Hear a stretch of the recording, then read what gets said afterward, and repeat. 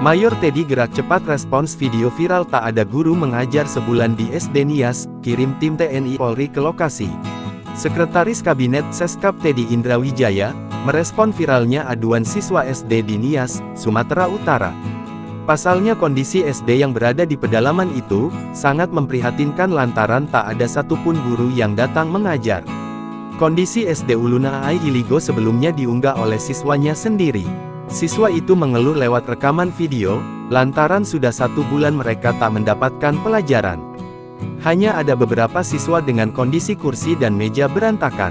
Kondisi serupa juga terlihat di ruang guru, yang sama sekali kosong tak ada orang.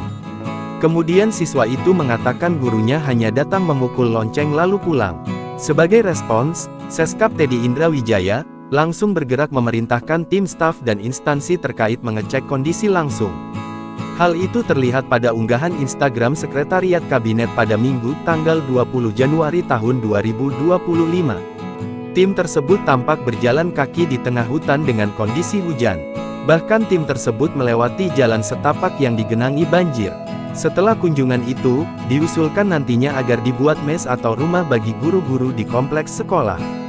Kemudian para guru akan memperoleh dukungan tunjangan dana mengajar di daerah terpencil, pembuatan jembatan penyeberangan dan akses terhadap listrik.